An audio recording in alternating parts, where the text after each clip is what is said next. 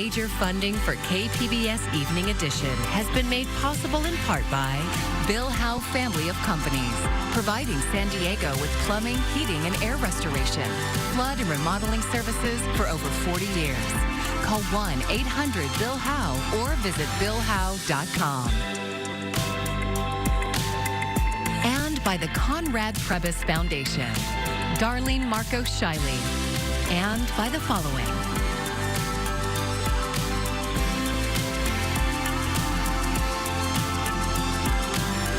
And by viewers like you. Thank you.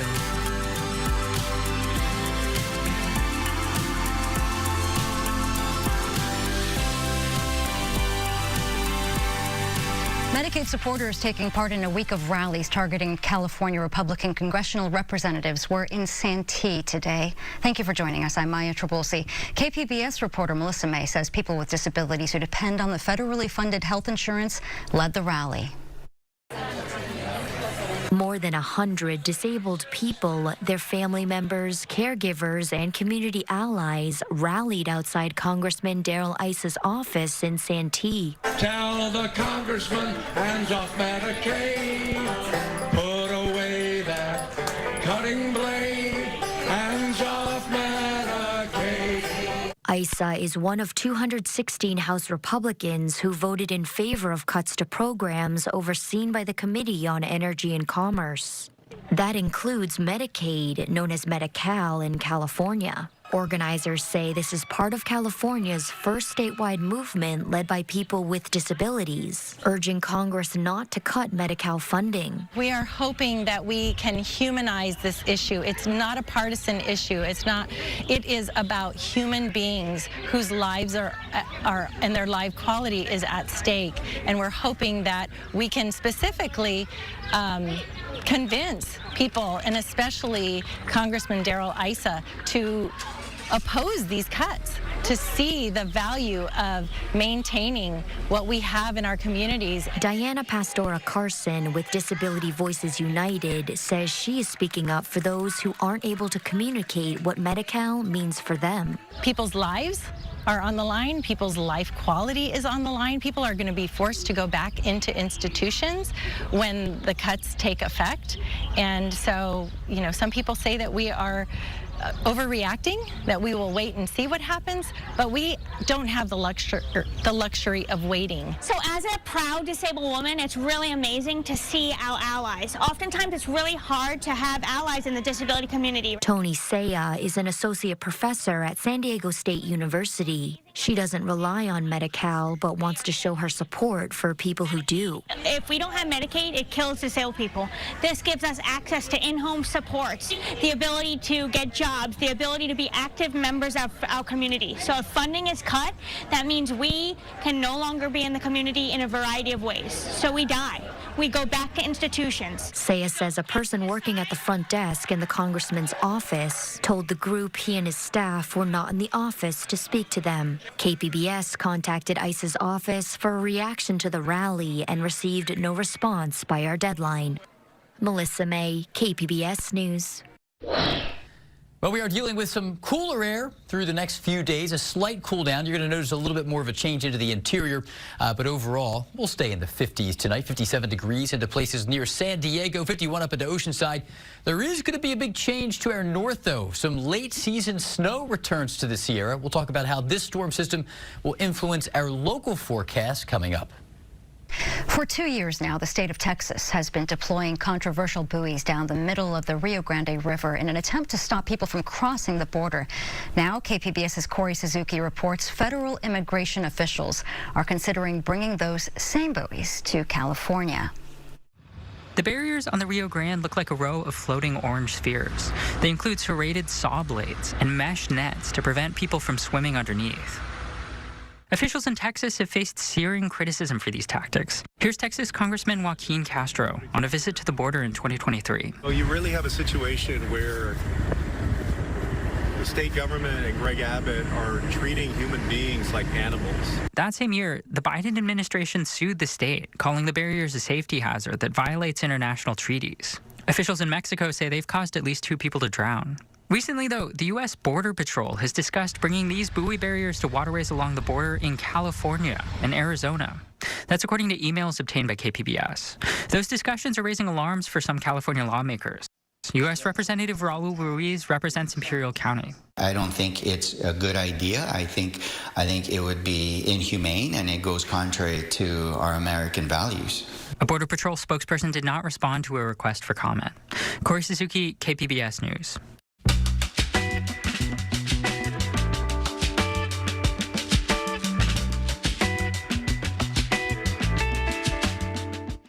For years, Project 2025's spearheaders, the Heritage Foundation, have pushed for eliminating the federal agency that hands out money to museums and to libraries. And in the last month, President Trump has taken steps to oblige.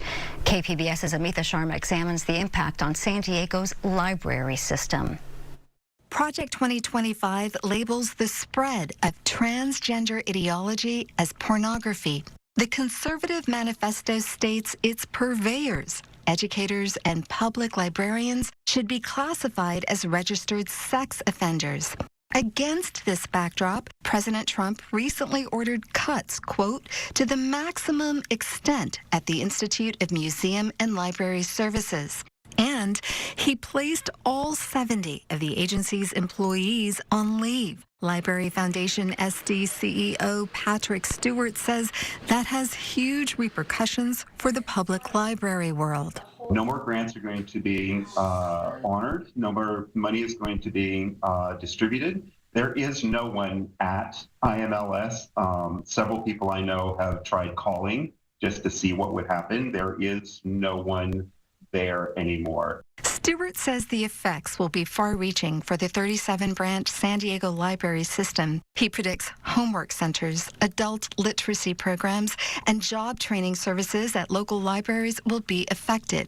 Although private philanthropy might help offset the impact, Stewart believes Trump has a clear objective for libraries. What's happening at the Smithsonian, what's happening here with IMLS, what's happening with the purging of people of color from Veteran Affairs, what's happening sort of across all of this. I think the goal is to reassert cultural dominance. Meanwhile, California and 20 other states are suing the Trump administration, accusing it of unlawfully dismantling the Institute of Museum and Library Services. Amita Sharma, KPBS News. Are you ready for the next election? Well, local politicians seem to be. In our next Why It Matters segment, Voice of San Diego CEO Scott Lewis explains proposals for new potential taxes. The County of San Diego's 2 Republican supervisors say they were not invited to the State of the County speech. Their colleague, Supervisor Tara Lawson-Remer, gave the speech last week at the Museum of Natural History. If they had gone, they probably would not have liked her suggestion that it's time to raise taxes. The county is facing a nearly $140 million deficit. To address it, Lawson-Remer first wants to loosen the county's reserve policy and use some of it for future needs. We have more than $100 million in excess reserves, just sitting in account, above what's recommended by best fiscal practices. That's public money, your money, collecting interest instead of saving lives. She also wants more money to come in. Her idea is what's commonly referred to as a mansion tax. She would put a tax on the sale of the top 1% of homes in San Diego. Those with homes in the top 1% can pay for just a small share of that fortunate windfall when their property is sold to help break the stranglehold of our housing crisis. She isn't the only one thinking of taxes. A coalition of groups focused on the high cost and lack of access to affordable childcare recently sent out their own poll. It asks county residents if they would support a tax to fund childcare. Crucially, they would run it as a citizens' initiative. Now, why does that matter? Well, if Lawson-Remer and her colleagues put a tax on mansion sales on the ballot to fund affordable housing projects like she suggested, 2/3 of county voters would have to approve it. But if the coalition of childcare advocates put a citizens initiative up on their own, asking for a parcel tax, a flat fee on every property in the county, they could pass it with just a simple majority of voters. A lot of what happens now depends on who wins the District 1 supervisor seat. The county has 2 Democrats and 2 Republicans on the Board of Supervisors. Whoever wins that race, Chula Vista Mayor John McCann, the Republican, or Imperial Beach Mayor Paloma Aguirre, will determine the balance of power and likely determine whether the supervisors put a tax on the ballot. I'm Scott Lewis for Voice of San Diego, and that's why it matters. Public Matters is a partnership with KPBS, iNewsSource, and Voice of San Diego. And you can see more of our stories at kpbs.org/Public Matters. We're getting a new look at how President Trump's trade war is impacting the Southern California economy. The Port of Long Beach says ship traffic there is expected to fall 40% next month. Tom Waite explains how this could hurt workers. At the Port of LA and Long Beach, the impacts of President Trump's tariff war have arrived, and the numbers are stunning. Mario Cordero is the chief executive officer of the Port of Long Beach. For the week beginning May 4th, San Pedro Bay Complex looks like it's going to have a 44% drop in vessel calls when you compare that year to year. That's a significant number. The Port of Long Beach relies heavily on imported goods arriving from China, which President Trump hit with tariffs of up to 145%. I think what we're going to look to now in the second quarter of 2025 and also the third quarter, a substantial reduction in cargo volume. And as you know, our imports here at the Port of Long Beach overwhelmingly come from Asia, more specifically China. A new report from LA County's Economic Development Corporation laid out some sobering new numbers detailing the impacts of President Trump's tariffs. The report says the tariffs threaten $500 billion in revenue for the region and put 2 million local workers at risk. World Trade Organization estimated that if this trade war with China continues, they're expecting U.S. and China trade to decrease by approximately 80% if it continues. And business leaders warn of a ripple effect harming the local economy. This from a man who builds warehouses across SoCal. One thing that I think is more anecdotal, but it's real recent and it's hot, is we've had multiple lease deals on industrial properties in the Inland Empire and in the South Bay over the last 2 weeks get paused. And there's this. When companies cancel warehouse space, they also don't hire IT, insurance, and security companies. More local jobs lost. Professor of economics Larry Harris explains that even if tariffs ultimately convinced manufacturers to move production here, prices would still remain higher. If indeed production moves to the United States, prices will be higher too. And the reason why is that for the items that are not produced in the United States, the reason they're not produced in the United States is because we can't produce them as cheaply as other people can. Bottom line, less cargo arriving at the ports means less jobs and a crushing blow to Southern California's economy. The fundamental view from a Port Authority perspective, less cargo volume, less jobs. 1 in 9 jobs come in the region of Greater Los Angeles are from the port complex. 2.6 million throughout the U.S. supply chain are directly or indirectly from Port of Long Beach operations. And that was Tom Waite with that report. Another ripple effect of President Trump's tariffs, higher shipping costs. More retailers are also beginning to charge customers for returning items. Data from the National Retail Federation shows 66% of retailers began charging customers for returns last year. But there are ways to cut costs. Our media partner KGTV spoke to an expert who recommends customers look into loyalty programs, free exchanges, in-store returns, or store credit. For example, Macy's, they now charge around $10 for a return, but if you're a part of their free Star Rewards program, you get free returns. That's going to also not only save the brand money, but more importantly, you'll likely get your money back a whole lot sooner or your exchange sooner. And Hunter also advises comparing the price for returns between UPS, FedEx, and USPS. And if you'd like to support local mom and pop shopping centers, we'll do the math for you.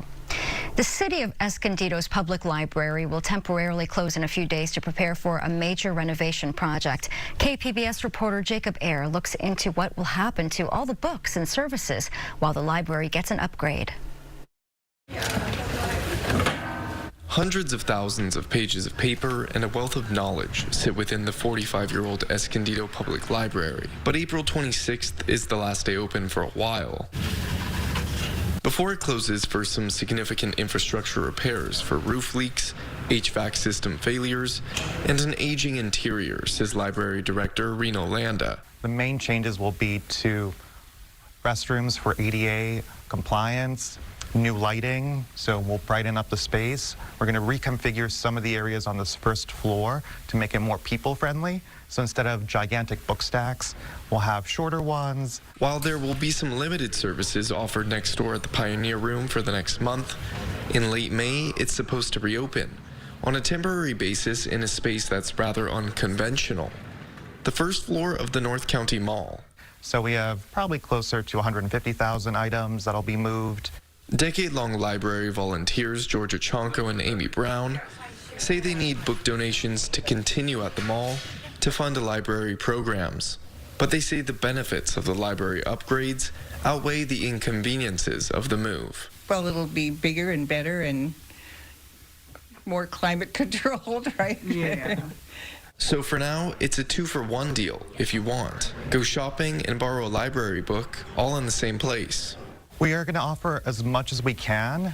There is going to be some shrinkage because obviously we're going from about a 40,000 square foot building down to around 15,000 square feet spread across 2 primary locations and then some staff support areas around the storefronts. The project is primarily funded by a $10 million state grant through the California State Library's Building Forward program.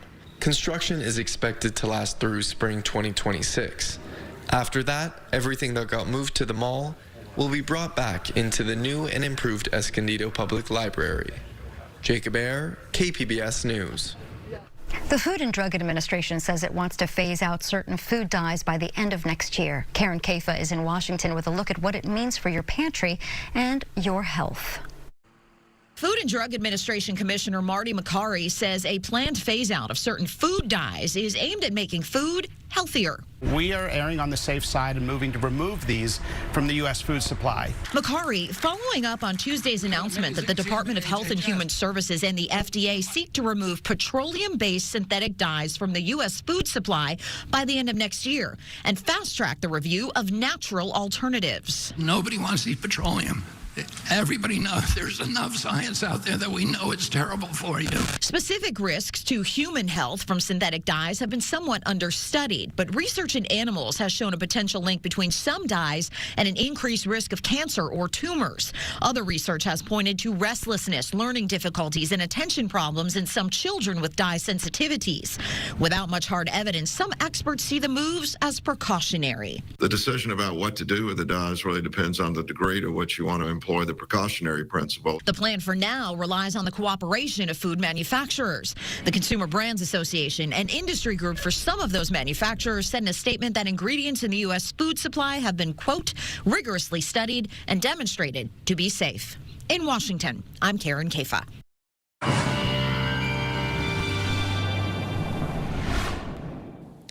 Well, we are dealing with a slight cool down coming. The change is going to be most noticeable into the interior, where there's a little more daily, day-to-day temperature variety, just turning slightly cooler near the coast as well. It will be breezy through the canyons and the passes, but each morning we're going to see an increase in coastal clouds late at night into the morning hours, and that trend may be a little more persistent into the weekend with more moisture around. We may hold on to those clouds a few extra hours into the day before seeing that afternoon clearing. Tonight down to 57 degrees in the city, intermittent clouds, and jumping ahead to Thursday, we're going to be dry across most of the southwest. Just a few showers way up to the northeast into areas around Utah, into some of parts of Colorado. But again, dry, pleasant weather for us. You'll notice extra clouds in the morning through the coastal areas. Some improvements follow each afternoon. Will be generally brighter into the interior, though, and highs will be around 56 at Mount Laguna, but 88 into the deserts, areas like Borrego Springs. El Cajon, 70 degrees for your high on Thursday, and we're looking okay. Again, a pretty powerful storm system does roll in, though, to our north into the weekend, with some snow that will fall at pass level into areas near Donner Pass, for example. Snow levels will come all the way down to around 4,500 to 5,500 feet. None of that around our area. We're going to be dealing dealing with just a slight cool down. So coastal forecast, morning clouds, some clearing in the afternoon. The clouds will be a little more stubborn, though, at times. Thursday is one of those days, and even into Saturday and Sunday. Temperatures not changing a whole lot here, maybe a degree or two cooler at night. Inland areas, you can see some clouds, eventually some sunshine every afternoon. Highs will be in the mid to eventually upper 60s with a bit of a rebound into Monday. Into the mountains we go. A little cool out there Saturday as that storm passes to our north. A little extra cloud cover, couple of brief showers, maybe a wet snowflake or two. Most of the precipitation does stay to our north. And into the deserts here, we're going to warm back up to 84 by Monday after a slightly cooler and breezy weekend. For AccuWeather, I'm Jeff Cornish for KPBS News.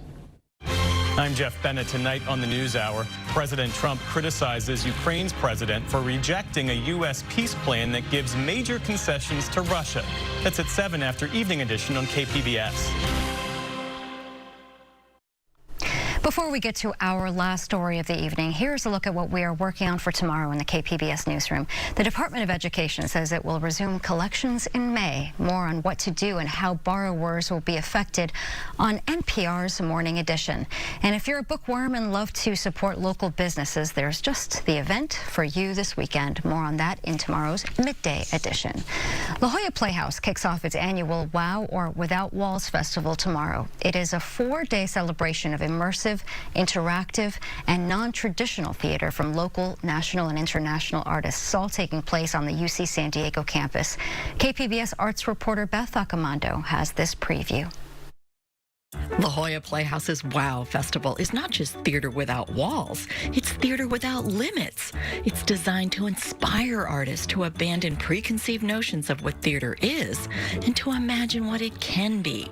So Hugo Williams and the Australian collective Ponycam imagined Burnout Paradise, a show performed on treadmills. And while we run, we do lots of tasks that people really shouldn't do on treadmills. We cook a 3-course meal.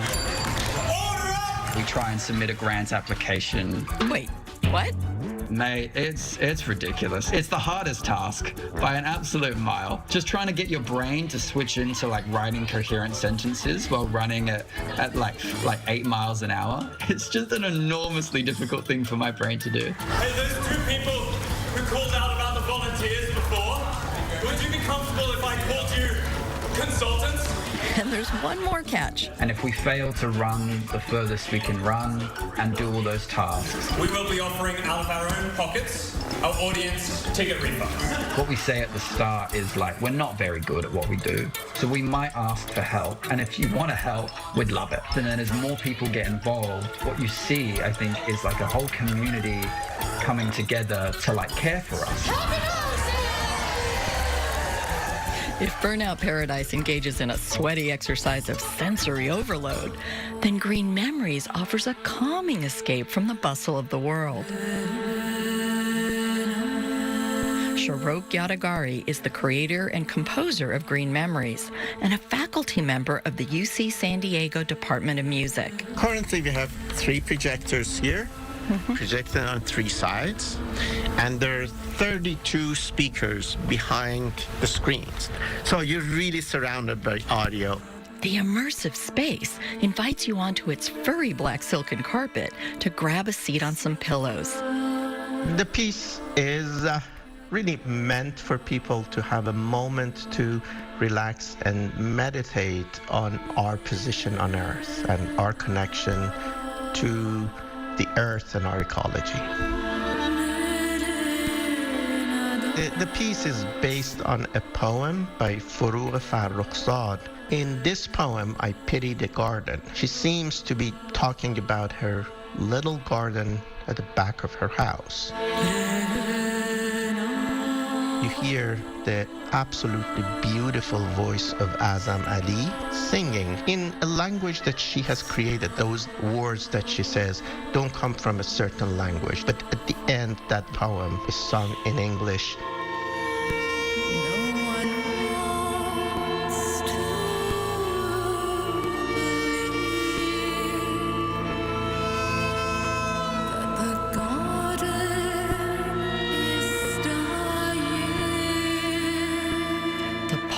Written in 1959, still resonates. The idea is that for us to sit through this moment, meditate, relax, but then at the end, with these words, we're faced with a startling reality. Yadagari is thrilled to be part of the WOW Festival and to have it back on campus. I absolutely love it. The WOW Festival ignites so many different aspects of the campus. I always say when the WOW Festival comes, it brings campus to life. And I'm also extremely delighted that the Qualcomm Institute is one of the sites that they will have a number of pieces performed there. The WOW Festival will activate multiple spaces across campus, from the Qualcomm Institute to the Geisel Library to the 180-ton bear in the academic courtyard. With 20 new works, you might engage in a time travel escape game, put on a dinosaur costume, or simply sit back and enjoy a concert or puppet procession. But whatever you do, abandon all expectations and prepare to be wowed. Beth Accomando, KPBS News. Check out a brand new podcast from KPBS. The Finest captures the people, art, and movements redefining our region's cultural identity. You can listen to the first episode now wherever you get your podcasts. A new episode comes out tomorrow. You can find tonight's stories on our website, kpbs.org. Thank you for joining us. I'm Maya Trabulsi. Have a great evening. Major funding for KPBS Evening Edition has been made possible in part by Bill Howe Family of Companies, providing San Diego with plumbing, heating, and air restoration, flood and remodeling services for over 40 years.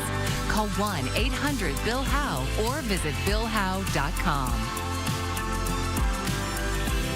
And by the Conrad Prebys Foundation, Darlene Marcos Shiley, and by the following: